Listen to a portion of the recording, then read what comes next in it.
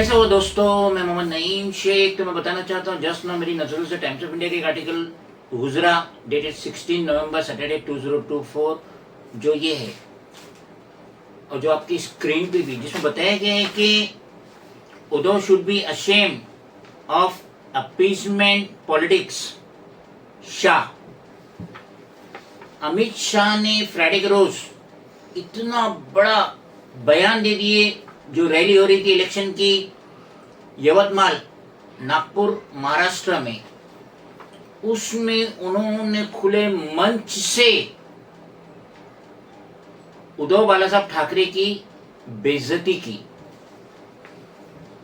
वो ये कह रहे हैं कि कर्नाटका में जो पूरी जमीन थी वक्फ बोर्ड की, तो वक्फ बोर्ड नोटिस इशू कर रही है कि हम लैंडलॉर्ड है और ये जगह खाली करो।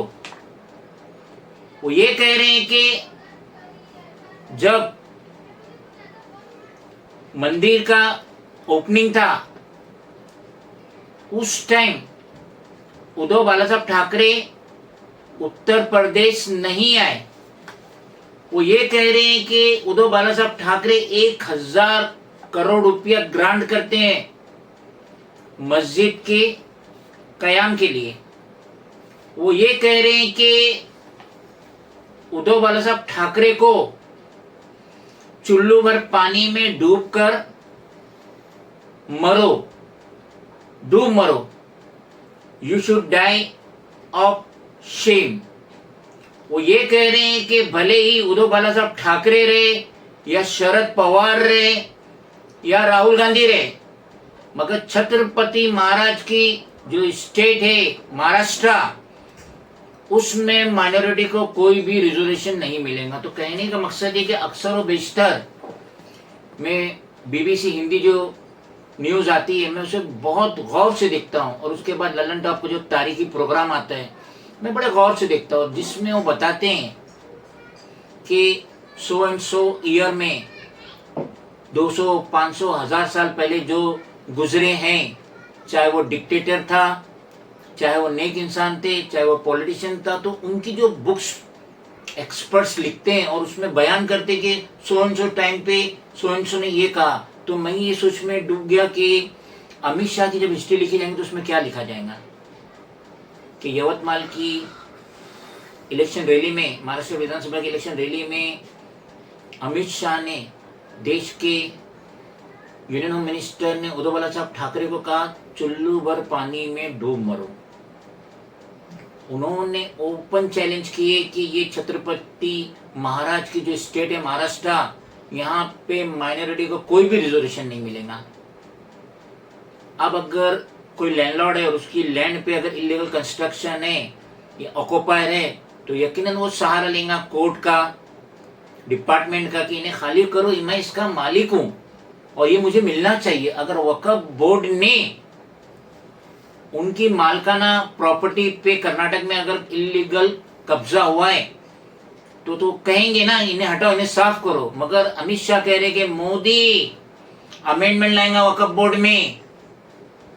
तो अमित शाह इतने बेसलेस स्टेटमेंट दे रहे हैं ये विधानसभा इलेक्शन के टाइम पे, और वो बिल्कुल लिहाज नहीं रख रहे कि उद्धव बाला साहब ठाकरे है कौन।